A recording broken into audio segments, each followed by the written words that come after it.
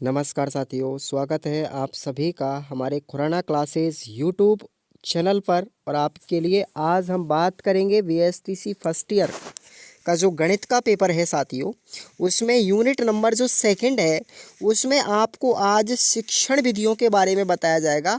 और ये शिक्षण विधियाँ बीएसटीसी में ही नहीं, ये आपका रीट में भी खूब सारा पढ़ना पड़ेगा। तो यही चीज़ें हैं जो आपको आधार बनानी है और अपना रीट में भी एक अच्छा स्कोर पाना है। तो आप लोग आज से ही पढ़िए ना, रीट के लिए भी और एसटीसी के लिए भी शिक्षण विधियाँ। कोई अंतर नहीं पढ़ने वाला साथियों कि हम एसटीसी के लिए पढ़ रहे हैं या रीट के लिए पढ़ रहे हैं, चीज़ें वही हैं। यहाँ से अगर आपने आज अपना बेस मजबूत कर लिया ना, तो आने वाले समय में आपको वो समस्या नहीं आएगी जो और बच्चों को आ रही है। तो चलिए आज के इस पेपर में, आज की इस यूनिट में हम बात करने से पहले आपको टेलीग्राम पर जोड़ना चाहते हैं तो जाइए, वीडियो के डिस्क्रिप्शन बॉक्स में टेलीग्राम की लिंक दी गई है। और अभी तक नहीं जुड़े हैं तो आप हमारे टेलीग्राम से जुड़ें। और अगर आपने अभी तक हमारे ऐप में जो टेस्ट सीरीज़ आपको जो 20 मॉडल पेपर इंपॉर्टेंट बताए हैं, जिनसे प्रश्न आपके एग्ज़ाम में फंसेंगे, उनको आप पढ़ना मत भूलिए, क्योंकि उस कोर्स को ज्वाइन करना अति अनिवार्य है। जिस तरीके से विद्यार्थी ज्वाइन कर रहे हैं ना अपने शोर शराबे के साथ, उसी तरीके से आप भी ज्वाइन कीजिए। आप भी किसी का इंतज़ार मत कीजिए, क्योंकि जिस फीस को मैं ले रहा हूँ वो मात्र नगण्य फीस है, 109 रुपये, कोई बड़ी चीज़ नहीं है। तो शुरुआत करते हैं।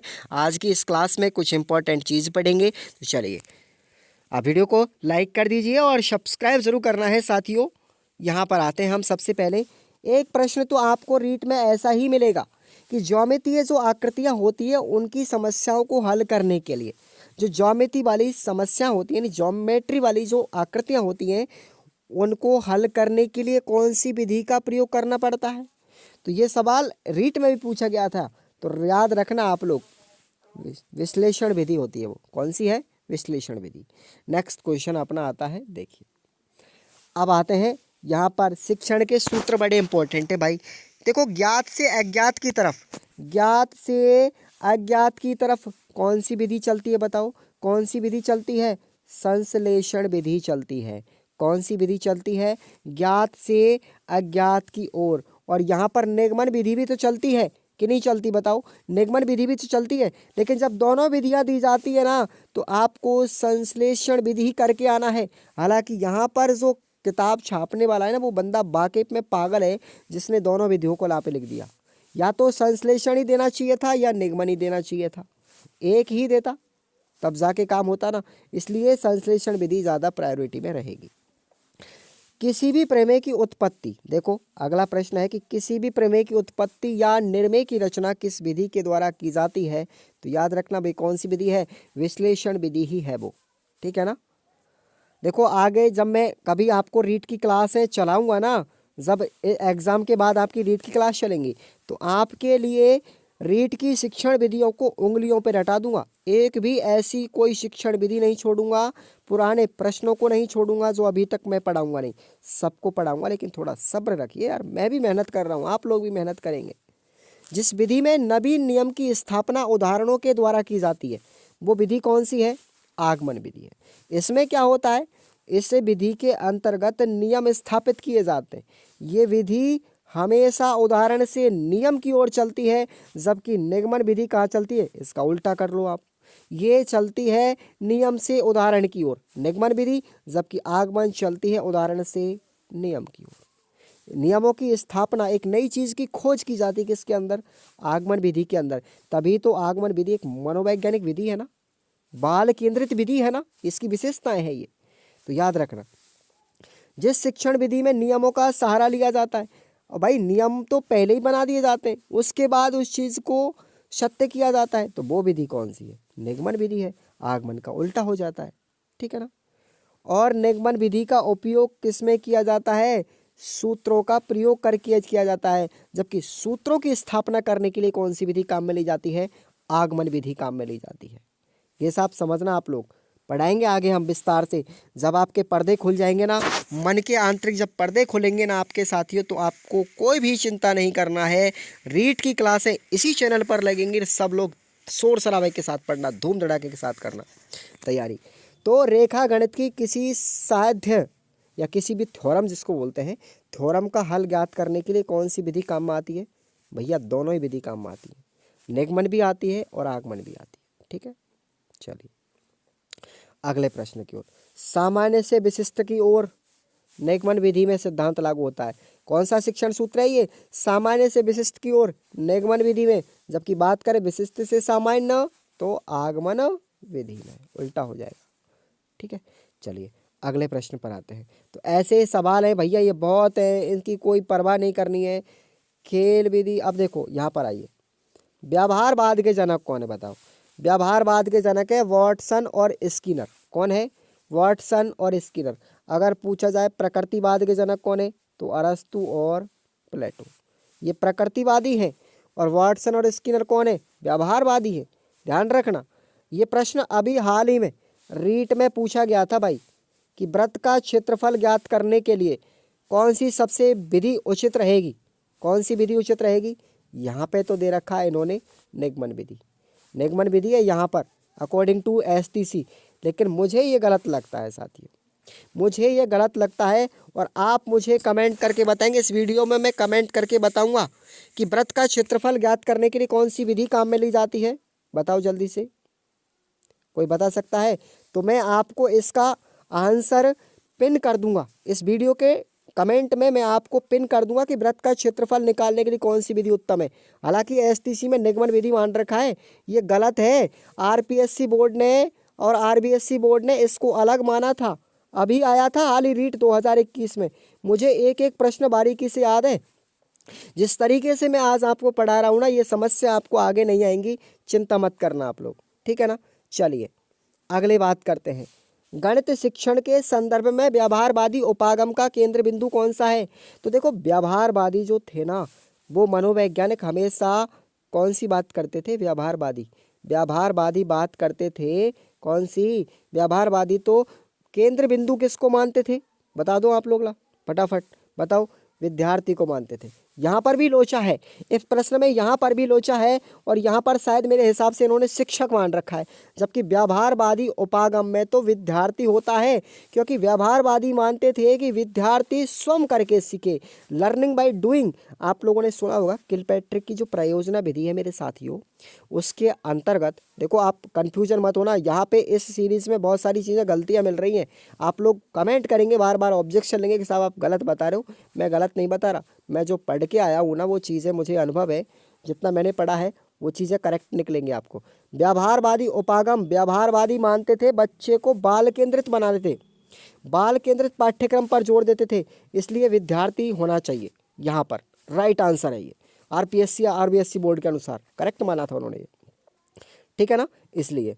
और व्यवहारवादी कहते थे कि भाई हमारी जो रचनाएं होती है ना, जो हमारी जो प्रकृति होती है बच्चे की, वो कैसी होनी चाहिए? मनोवैज्ञानिक होनी चाहिए, इसलिए। तो यहाँ पे होना चाहिए राइट आंसर विद्यार्थी, लेकिन इन लोगों ने क्या मान रखा है? इन लोगों ने शिक्षक मान रखा है, तो तुम शिक्षक करके आ जाना, कोई दिक्कत नहीं है। अगला है अपना कि रचनावादी शिक्षण। रचनावादी शिक्षण, तो ये भी एक सृजनात्मक ही तो होता है, व्यवहारवादियों की तरह ये भी एक सृजनात्मक होता है, तो इसमें सही है, इन्होंने विद्यार्थी माना, ये बिल्कुल बेटर लगा मुझे। लेकिन व्यवहारवादी और रचनावादी दोनों ने ही विद्यार्थी केंद्रित माना था उपागम के अंदर, ठीक है। अगला क्वेश्चन देखेंगे। सामाजिक माहौल के महत्व को सर्वप्रथम किस बाल मनोवैज्ञानिक ने प्रस्तुत किया? ध्यान रखना, लेव वाइगोत्स्की। और इन्होंने सामाजिक सांस्कृतिक सिद्धांत दिया था। कौन सा सिद्धांत दिया था बाल विकास का? सामाजिक सांस्कृतिक सिद्धांत दिया था लेव वाइगोत्स्की ने भाई, ठीक है। और भाई अब आ जाते हैं हम, खुली कक्षा कक्ष विधि से शिक्षण प्रक्रिया का आधार किस बाल मनोवैज्ञानिक के कार्यों से प्राप्त हुआ? तो जीन पियाजे थे जिन्होंने नैतिक विकास सिद्धांत दिया था, और इन्होंने ही आत्म संप्रत्यय दिया था। इन्होंने ही बताया था कि व्यक्ति के अंदर आत्मसात क्या होता है, प्राकृतिक संतुलन क्या होता है, ये किसने बताया था? जीन पियाजे ने ही बताया था। और जीन पियाजे ने नैतिक विकास का सिद्धांत भी दिया था। एक नैतिक विकास का सिद्धांत कोहलबर्ग ने भी दिया था साथियों।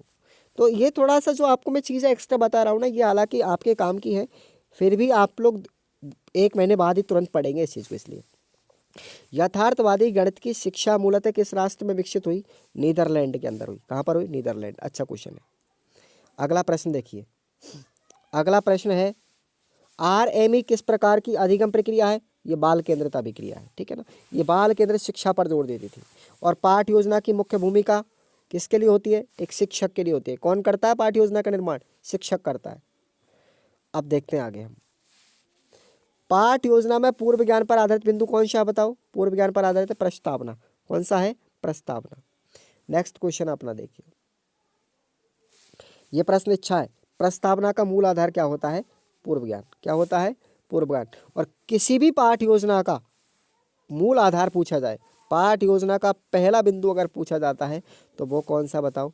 वो प्रस्तावना होता है। कौन सा है? प्रस्तावना। ये आप लोग उल्टा कर लीजिए इसका, ठीक है। चलिए आगे बढ़ते हैं हम। अब हम आते हैं शिक्षण विधियों में। शिक्षण विधियों को प्रभावित करने वाले कारक कौन कौन से, इनको आप पढ़ना। देखो, एक तो है विषय वस्तु की प्रकृति, दूसरा है शिक्षा गणित शिक्षण के उद्देश्य और लक्ष्य, नंबर 3 है गणित पाठ्यचर्या, नंबर 4 है शिक्षक के संबंधित कारक, और 5वां है विद्यार्थी से संबंधित कारक। ये शिक्षण विधियों को प्रभावित करने वाले कारक हैं जो आपको याद करने हैं।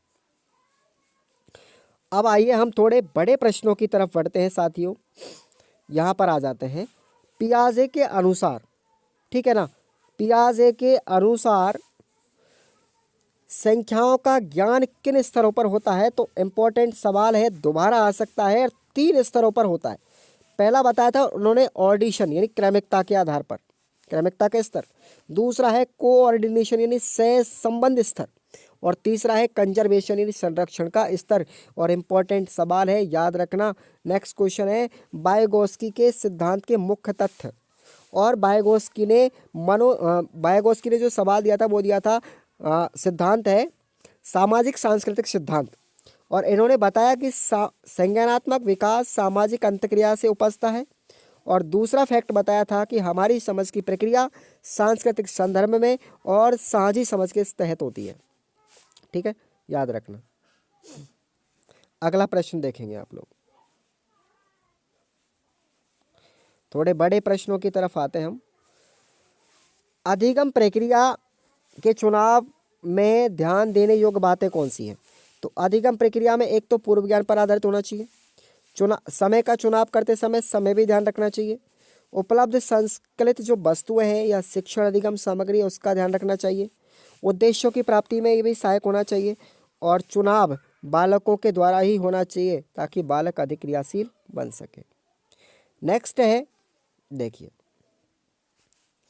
पाठ योजना बनाने के 2 उपयोग क्या है? कि दैनिक पाठ योजना द्वारा शिक्षक को सफल शिक्षण से पहले पूर्व विचार और चिंतन का अवसर मिल जाता है। दूसरा है कि शिक्षण कार्य में क्रमबद्धता और नियमितता आ जाती है। और तीसरा है कि इनके द्वारा शिक्षण को उद्देश्यनिष्ठ बनाया जा सकता है। अब आते हैं हम एक अच्छी शिक्षण विधि की विशेषताएं। अब हम पूरी शिक्षण विधियां हैं, उनमें से आपको 2 प्रश्न शिक्षण विधियों के मिलेंगे। कंठस्थ याद कर लेना, ये 2 3 4 5 शिक्षण विधियां बस। एक अच्छी शिक्षण विधि में एक वैज्ञानिकता और वस्तुनिष्ठता होती है, ये पहली विशेषता है। दूसरी विशेषता है कि एक अच्छी शिक्षण विधि अध्यापक को आवश्यक और अनावश्यक चीज़ों का भान करा देती है, बोध करा देती है। अच्छी शिक्षण विधि विद्यार्थियों को स्व अध्याय के लिए स्वयं पढ़ने के लिए प्रेरित करती है। और एक अच्छी शिक्षण विधि बच्चे में तर्क और चिंतन शक्ति पैदा करती है। अच्छी शिक्षण विधि उद्देश्य और शिक्षण को सजीव बनाने वाली होती है। और अच्छी शिक्षण विधि से बच्चे का कार्य में लगाव भी होता है। तो ये आपको याद रखना। आगे हम बात कर देते हैं यहाँ पर विश्लेषण और संश्लेषण विधियों में तुलनात्मक अंतर। विश्लेषण विधि क्या है और संश्लेषण क्या है, पूछा जरूर जाएगा। कि विश्लेषण विधि में समस्या को छोटे छोटे टुकड़ों में बांट करके फिर हल किया जाता है, जबकि संश्लेषण में समस्या को जोड़ करके छोटे छोटे टुकड़े जो किए ना हमें उनको जोड़ करके समस्या समाधान किया जाता है। विश्लेषण जो विधि है साथियों, ये हमारी ज्ञात से अज्ञात से ज्ञात की ओर चलती है, जबकि संश्लेषण विधि इसका उल्टा है, ये ज्ञात से अज्ञात की ओर चलती है, ठीक है। विश्लेषण विधि खोजी प्रवृत्ति पर आधारित है, इसलिए मनोवैज्ञानिक विधि है, ये खोजी प्रवृत्ति को जन्म देती है। लेकिन ये क्या है, ये तो हमारी समस्या समाधान विधि है, इसमें खोजी प्रवृत्ति को प्रोत्साहन कभी नहीं मिलता। किसमें? संश्लेषण में, ठीक है ना। ऐसे ही विश्लेषण विधि में समय अधिक लगता है, जबकि संश्लेषण में समय कम लगता है। विश्लेषण विधि अर्थपूर्ण अधिगम अनुभव प्रदान करती है, जिसमें क्रमिकता तार्किकता होती है। लेकिन इस विधि में क्या होता है, पहले से ही तैयार माल मटेरियल मिलता है, परिश्रम कम करना पड़ता है। तो ये अंतर आपको याद करना है, ठीक है ना। और आगमन और निगमन विधि को रट लेना, एक तो आगमन विधि और एक निगमन विधि, ठीक है ना। ये आगमन और निगमन विधि आपको मैं बता दे हूँ यहाँ पर अच्छी तरीके से। आगमन विधि और निगमन विधि होती क्या है, इनके महत्व। एक प्रश्न ये वाला है, अच्छे से पढ़ना आप लोग इसको, आगमन और निगमन विधि को, इम्पोर्टेंट है ये, ठीक है ना। ये वाला महत्व क्या है इसका, एक प्रश्न तो ये है अपना, अगर तुमने ये पढ़ लिया ना। दूसरा है कि आगमन विधि के गुण और दोष, दूसरा सवाल ये है। और आते हैं 2 सवाल और हैं अपने, जो इनसे बाहर नहीं जाता प्रश्न। एक है हमारी खेल विधि, कौन सी है, खेल विधि के गुण और दोष। 3 हो गए ना, ये 3 क्वेश्चन है। उसके बाद में हमारा शायद ही मुश्किल है कोई सवाल ऐसा जो दिखाई देता हो, मुझे तो नहीं लगता, ठीक है ना। तो ये वाला सवाल है बस। और ये प्रश्न हमने पढ़ ही लिया कि पियाजे के ज्ञान के स्तर कौन से, 3 स्तर हैं। पहला हमारा ऑर्डिनेशन, दूसरा है कोऑर्डिनेशन, और तीसरा कौन सा हमारा कंजर्वेशन। ये प्रश्न और लगा, ये मैंने पहले ही पढ़ा दिया। तो बस खेल खत्म है, इस यूनिट से कोई प्रश्न और आएगा नहीं। एक ये वाला सवाल है, आ जाए तो ठीक है, नहीं आए तो कोई दिक्कत नहीं है। ओपन क्लासरूम जो है विधि, है ना। और तो एक प्रश्न लास्ट है कि RME गणित शिक्षण की विधि की विशेषता। RME शिक्षण विधि अच्छी है, ये प्रश्न अभी तक शायद मुश्किल आया होगा, तो ये प्रश्न और पढ़ लेते हैं हम, बस खत्म खेल। बच्चों के प्रासंगिक परिस्थितियों या समस्याओं का उपयोग करके अधिगम प्रक्रिया प्रारंभ करना, पहली विशेषता। मॉडल का प्रयोग करना ताकि मूर्त से अमूर्त की ओर आसानी से बढ़ा जा सके। बच्चे द्वारा स्वयं ज्ञान की रचना करना। अधिगम प्रक्रिया में विद्यार्थियों और अध्यापकों के मध्य सतत अंतर्क्रिया करना। अधिगम की विभिन्न विधि शाखाओं से गणितीय अधिगम अनुभव को जोड़ना। और यह बाल केंद्रित अधिगम प्रक्रिया है, इसमें अध्यापक की भूमिका सहायक के रूप में होती है। तो ये RME शिक्षण विधि की विशेषता है।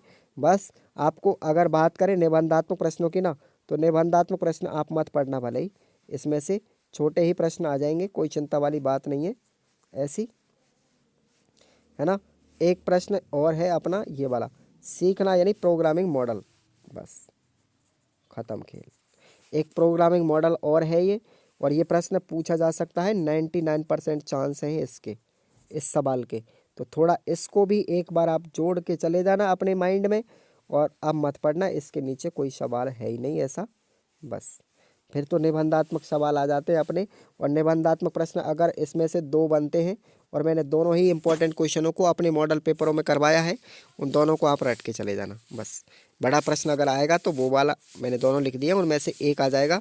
और छोटे प्रश्न जो मैंने अभी आपको वहाँ पर 7-8 प्रश्न बताए, वो वाले आएंगे। इसके अलावा इस यूनिट से आपको कुछ भी नहीं पढ़ना, बस ख़त्म खेल, ठीक है भाई। और आप लोग ऐप पर ज़रूर जाओ, जुड़िए आप लोग, कोई काम की चीज़ है, अच्छी है, तभी तो मैं आपको बता रहा हूँ, वरना तो लोग क्यों बताएंगे, क्यों अपनी मेहनत ख़राब करेंगे अपने पीछे, ठीक है भाई। तो आप लोग रिजल्ट देख पा रहे हो, हम तो अच्छी परसेंटेज है बनवा रहे हैं बच्चों की, तो आपकी क्यों नहीं बनेगी। आप विश्वास करिए, मेहनत करिए थोड़ा सा, कोई दिक्कत नहीं है, ठीक है भाई। धन्यवाद।